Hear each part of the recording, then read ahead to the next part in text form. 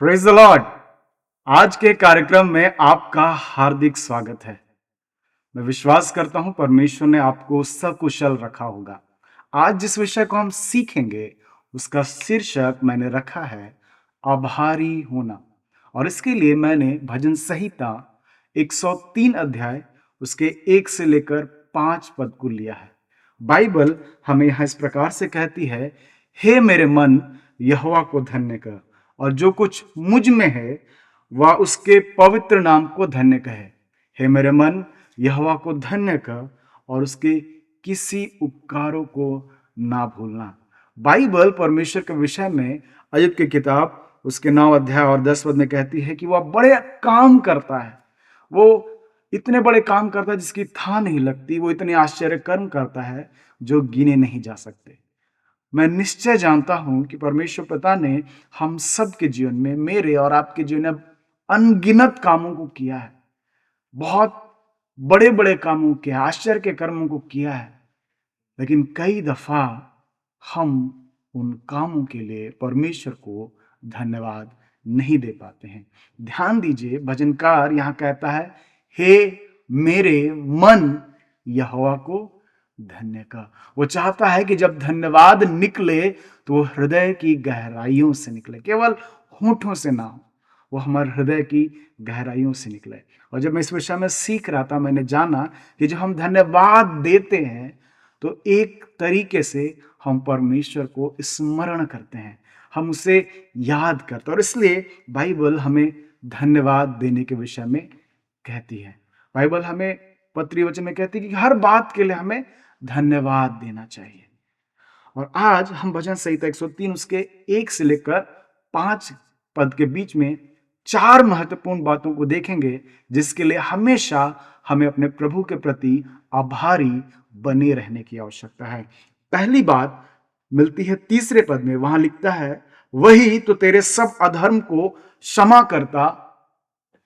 Bible कहती है कि वह हमारे अधर्मों को क्षमा करने वाला परमेश्वर है। बाइबल हमारे विषय कहती है कि उसने हमारे पापों को काली घटा के समान दूर कर दिया है। वो हमें क्षमा करता, हमारे पाप क्षमा हुए हैं। ये बात हमारे मन में हमेशा बनी रहनी चाहिए और इसके लिए हमें परमेश्वर को धन्यवाद देना चाहिए। पाप अगर क्षमा ना हो, अगर हम बिना पाप के क्षमा वे हमारी मृत्यु हो जाती है, तो निश्चय मेरे प्रियो हम अपने आप को ऐसी जगह में पाएंगे जिसे नरक कहते हैं, और वहां भयानक दंड का परिणाम हमें झेलना पड़ेगा। लेकिन हम धन्यवादित बने रहे, परमेश्वर को महिमा देते रहे क्योंकि उसने हमारे लिए उपाय किया। उसके इकलौते पुत्र हमारे प्रभु यीशु मसीह के द्वारा हमारे सारे पाप क्षमा हो गए।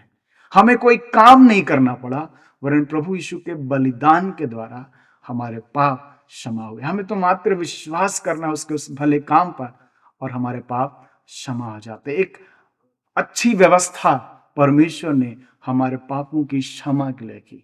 प्रभु यीशु मसीह का लहू बहा दिया ताकि हमारे पाप क्षमा किए जाए। बाइबल कहती है पहला यूहन्ना की किताब में कि उसके लहू से हमारे सारे पाप क्षमा हो जाते हैं। तो हम धन्यवादित बने रहे, हम आभारी बने रहे कि हमारे पाप क्षमा किए गए हैं। दूसरी बात उसके दूसरे खंड में मिलता है कि वही तो तेरे सब रोगों को चंगा करता है। दूसरी बात जो मैं आपके समक्ष रखना चाहता हूं वो यह है कि परमेश्वर पिता हम सबको स्वस्थ रखते हैं। और भजन संहिता यदि 91 को पढ़े तो वह सुरक्षा का भजन है। वह हमें आश्वासन देता है कि परमेश्वर हमें हर एक प्रकार की महामारी से बचाएगा, हर एक प्रकार के उड़ते जलते तीरों से वह बचाएगा, शत्रु के द्वारा डाले गए विनाश की बातों से वो हमें बचाएगा, वो हमें सुरक्षित रखेगा। तो परमेश्वर पिता हमें स्वास्थ्य की उत्तम आशीष देते हैं। यदि आज हम स्वस्थ हैं, हमारे शरीर के अंग हाथ पांव ठीक से काम कर रहे हैं, हमारी जुबान ठीक से काम कर रही है, हमारा सारा सिस्टम ठीक से काम कर रहा है, तो हमें इसके लिए परमेश्वर के प्रति आभारी बने रहने की आवश्यकता है। आप यदि अस्पताल का रुख करेंगे तो आप पाएंगे कि कितने लोग अस्वस्थ हैं। यदि आप गूगल में डाटा ढूंढने की कोशिश करें कितने लोग आज बीमार हैं, तो बहुत सारा डाटा निकल कर वहां पर से सामने आएगा। हमें धन्यवादित बने रहने की आवश्यकता है क्योंकि बाइबल कहती है उसके कोड़े खाने से हम चंगे होते हैं। उसने हमारे लिए चंगाई की व्यवस्था की है, उसके घावों से हमारे लिए चंगाई की व्यवस्था है, और इसलिए आज हम स्वस्थ हैं। यदि आप अपने आप को विभिन्न रोगों से, लाइलाज बीमारियों से दूर पाते हैं, तो निश्चय ये आभार प्रकट करने का समय है। तीसरी बात बाइबल कहती है चौथे पद में, वही तो तेरे प्राण को नष्ट होने से बचा लेता है। वह परमेश्वर है जो हमें नाश होने से बचाता है। बाइबल कहती है कि हम मिट नहीं गए, क्योंकि यह यहोवा की महान करुणा का फल है। उसने बड़ी दया की है हमें बचाने के लिए, हम नाश ना हो जाए इसके लिए उसने दया की है, और इसे हमें स्मरण रखना चाहिए। आज कितने लोग, जब आपने सवेरे अपनी आंखें खोली होंगी, कितने लोगों की आंखें बंद हो गई, वे सुबह को नहीं देख सके, वे ढलते शाम को नहीं देख सके, इस दिन को नहीं देख सके। लेकिन हम धन्यवादित बने रहे कि उसने हमें नया दिन दिया। और बाइबल कहती है कि वो हर दिन अपने अनुग्रह से हमें नया दिन देता है। तो हम नाश नहीं हुए। हम रास्ते में चल रहे थे, हमने गाड़ियों का प्रयोग किया, हमने पब्लिक ट्रांसपोर्ट का प्रयोग किया, लेकिन तब भी परमेश्वर ने हमें सुरक्षित रखा। हम सब कई खबरों को सुनते हैं कि लोग घर से निकलते हैं और कई बार अपनी मंजिल तक नहीं पहुंच पाते। वे आधे रास्ते में उनको नुकसान हो जाता है, वे मर जाते हैं। लेकिन मेरे प्रियो, परमेश्वर ने हमें सुरक्षित रखा। बाइबल कहती है वो तेरे आने जाने में तेरी रक्षा अब से लेकर सर्वदा तक करता रहेगा। उसने हमें संभाला है मेरे प्रियो, रास्तों के हर एक खतरों से, मुसीबतों से। ऐसा नहीं था कि हम बहुत अच्छे ड्राइवर थे, हमने बहुत अच्छी यात्रा का चुनाव किया, अच्छे संसाधनों को चुनाव किया। नहीं, ये परमेश्वर का अनुग्रह है जो हमें नाश होने से, हमें मृत्यु से बचाता है। और इसलिए भजनकार 23 अध्याय में कहता है, चाहे मैं घोर अंधकार से भरी हुई तराई से भी होकर चलूं तो भी नहीं डरूंगा, क्योंकि परमेश्वर मेरे संग रहता है। हम मृत्यु की बातों से भी नहीं डर पाएंगे, क्योंकि परमेश्वर हमें बचाने वाला परमेश्वर है। चौथी और अंतिम बात आज के लिए वो 5वें पद में है, वही तो तेरी लालसा को उत्तम पदार्थ से तृप्त करता है, जिससे तेरी जवानी उकाब के समान नहीं हो जाती है। कई बार हम परमेश्वर को सीमित करते हैं और कहते हैं केवल परमेश्वर हमारी जरूरतों को पूरा करेगा, लेकिन बाइबल कहती है वो हमारी लालसाओं को भी पूरा करेगा। बाइबल उसके विषय में कहती है कि वह भूखों को उत्तम पदार्थों से तृप्त करने वाला परमेश्वर है। आज यदि आप अपने इर्द गिर्द देखें, यदि आप अपने चारों ओर के एक लिस्ट को बनाएं, तो आप पाएंगे कि आपके पास जरूरत से कहीं ज्यादा है, जरूरत से कहीं ज्यादा है। और ये इसलिए है क्योंकि परमेश्वर हमारी जरूरतों को ही नहीं वरन लालसाओं को भी पूरा करने वाला परमेश्वर है, और वो आगे भी आपकी लालसाओं को पूरा करेगा। बाइबल कहती है यहोवा को अपने सुख का मूल जान और वह तेरे मनोरथों को पूरा करेगा। बस हमें अपने परमेश्वर को अपने सुख का मूल जानना है, बाकी बातें पीछे पीछे चली आएंगी। तो भजन 103 उसके 1 से 5 पद में हमने देखा कि हमें पूरे हृदय से धन्यवाद देना है, हमें आभारी बने रहने की आवश्यकता है, क्योंकि हमारे पाप क्षमा किए गए हैं।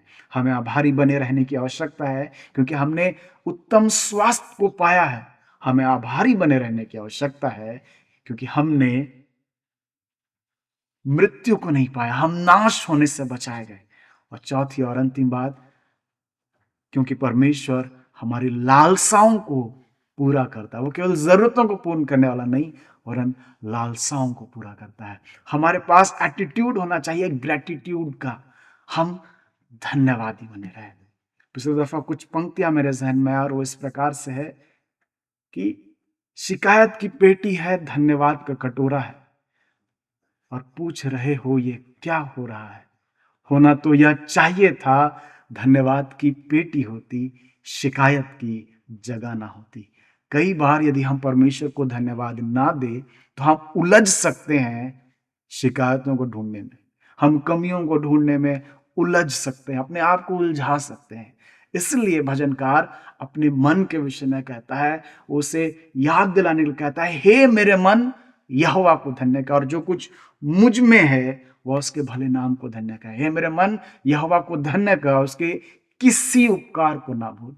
जितने उपकार उसने किए हैं उसे हम ना भूले, हम गिन गिन कर जितनी बातें हमें याद आती है हमारे मनों में, हम धन्यवाद देते रहें और ये सिलसिला चलता रहे। हम सुबह उठकर चलते फिरते, उठते बैठते हम परमेश्वर को धन्यवाद दें। आपके प्लेट में भोजन है उसके लिए धन्यवाद करें, आपके पास छत है उसके लिए धन्यवाद करें, आप सकुशल हैं, आपके पास अच्छे संसाधन है। हर एक बात के लिए जो हमारी आंखों के सामने दिखाई देता है, वो इसलिए नहीं है कि हम बहुत काबिल थे, लेकिन वह इसलिए है क्योंकि परमेश्वर की ओर से हमारे लिए उपाय किया गया है। परमेश्वर पिता हम सबको आशीष दे कि हम आभारी बने रहें। प्रभु आपको आशीष दे।